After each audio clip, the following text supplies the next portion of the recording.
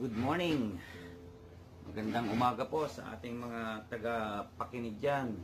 Pa-shout naman dyan sa mga kaibigan natin dyan sa iba't ibang bansa. Si Ma'am Elsa sa Australia. Si Rose sa Taiwan. Si Evangeline sa Hong Kong. Marcos Forever dyan. Mga ka-DDS natin dyan. Pa-shout naman dyan. At ang ating mga kaibigan dyan sa Japan.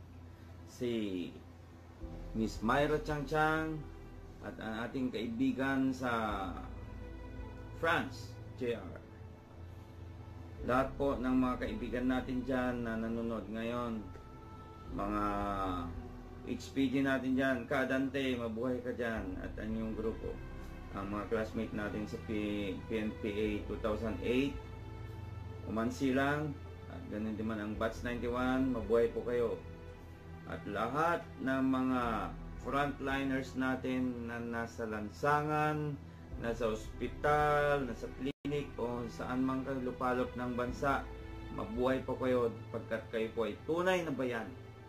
Ngayon po ay talagang nag-heighten ng lockdown, ginagampanan ninyo ang yung mga tungkulin na ipatupad ang talagang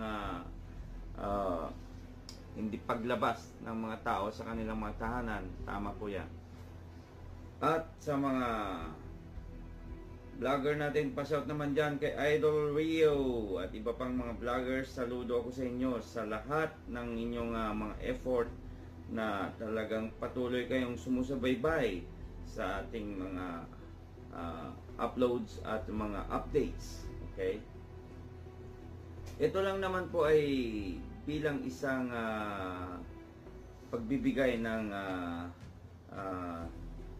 update sa nangyayari na ngayon. We are doing our best na ma-comply yung mga requirements. Kailangan kompleto po yon at for submission na para Certificate of Product Registration for this FAI antiviral. So, yan po ang aming ginagawa ngayon. At mabalik tayo sa Fabunan antiviral, kasi maraming mga gusto talaga nilang maliwanagan yung mga nangyayari.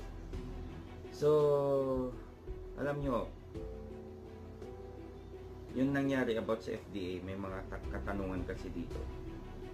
Noong 2001, na pinuntahan sila doon sa kanilang clinic, nagkaroon ng dengue outbreak noon. So, lumabas, may nagamot sila. At yun, pinunta sila ng FDA at ginawa ko anong dapat, inspection. After that, documented po yon, sabi ng mga taga-FDA ng Region 3. Po-forward sa central office, then babalikan sila. So, naghintay yung mga doctors natin kung anong update at walang categorical answer na binigay ng FDA natin ng Region 3. Until such time na 2014 nagkita-kita sila ulit.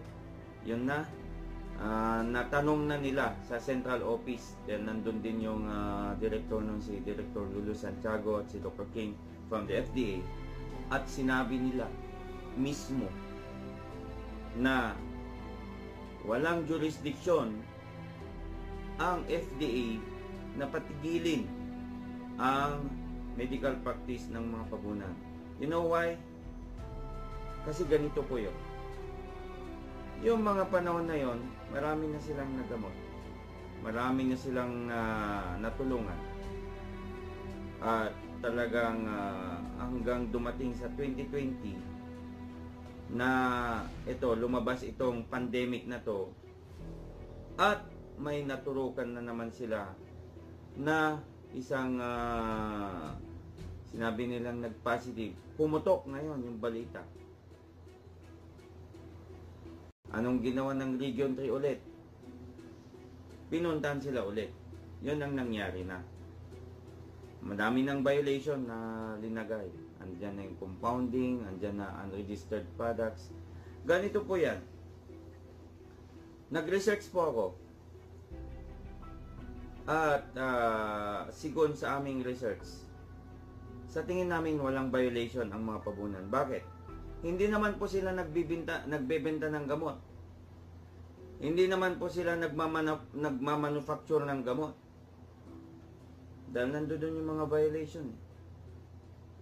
Sa tingin ko, may problema dito sa Region 3. Yun ang palaging umiipit sa kanila eh.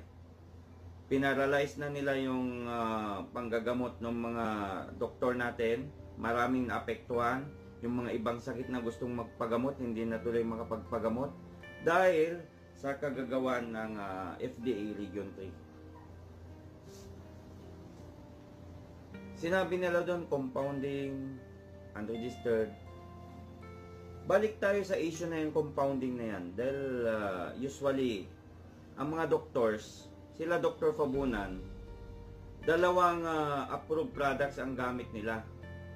So pag may pasyente, imimix lang nila yon as needed lang. Kung ano yung kailangan ng pasyente, doon lang nila ituturok. Walang binebentang gamot. Kasama na po yon sa panggamot nila as needed. Kung ano yung minix nila, yun ang tinuturok nila. So magkaiba po yun kaysa nagbebenta ng gamot. Hindi po sila nagbebenta ng gamot. Nag-research po ako, nag-investigate po ako. Bakit? Sa ibang cases, sa mga delivery room, di ba dalawang gamot din usually, very common na ginagamit yan ng mga doctors pag may manganganak sa delivery room. Ito po yung mixing ng Demerol at Phenergan. Compounding din yun. So bawal din po pala yun. O bakit ginagawa sa karamihan ng mga ospital? Walang pagkakaiba sa ginagawa ng mga doktor natin, si Dr. Fabunan. During the time na kailangan ng pasyente, doon sila nagmi-mix at nagtuturo. Ganon din naman sa mga nagdi-deliver na mga sa delivery room na mga pasyente, yung mga pregnant, yung mga nganak na. Usually ginagamit po yan ng mga doctors.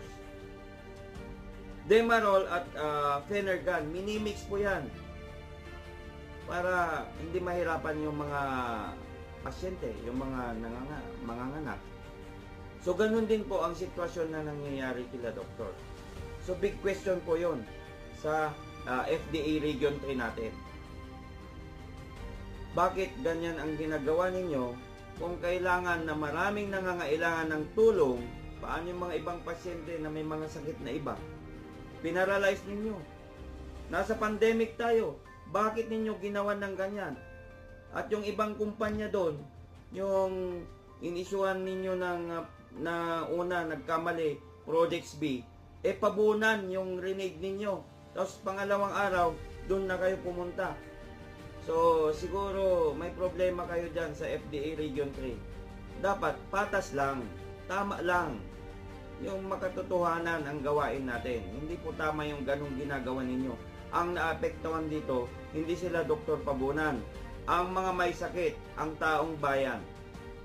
Yan po ang mga naapektuhan ngayon. At saka sa dami ng mga nagme-message at sinasabi nila, bakit po pagdating naman sa DOH, lagi niyong ina-announce na ang pabunan bawal gamitin ganito, ganyan. Kung talaga pong tayo ay naglilingkod sa ating mga kababayan, bakit hindi natin sabihan o i-announce sa taong bayan na hayaan ninyo, makipagtulungan kami sa mga local inventors natin kung ano ang pwedeng gawin natin.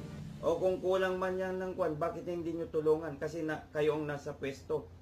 Bakit hindi nyo i-accommodate para mapagkaisahan natin? Dapat sa panahon na ito ay pagtutulungan. Naghahanap po tayo ng solusyon. Naghahanap kayo ng solusyon. Pero nandito kami na open ang mga doctors natin na makipag-collaborate sa inyo. Malaman ninyo kung anong dapat, kung anong nandiyan sa pabunan antiviral na yan. Pero wala po ni isa sa inyo na maglakas loob na makipag-usap o tulungan man lang i-accommodate ang pabunan antiviral para madala sa dapat na pagdadalhan. Kami ginagawa namin lahat ngayon, lahat ng dokumento para maipasa. Pero ang gusto ng taong bayan, kayo mismo na nandyan sa DOH, DOST o nasa FDA, bakit hindi nyo pwedeng tulungan ang local inventors natin para makapagbigay ng solusyon sa problema natin, sa gobyerno natin? Hindi naman po kami naniningil sa inyo. Willing naman po kami makipag-dialogue sa inyo, collaborate sa inyo, explain ni Dr. Pabuman kung bakit ganyan ang epekto niya na antiviral na yan. Pero wala po, yun ang hinihintay nila noon pa sa FDA.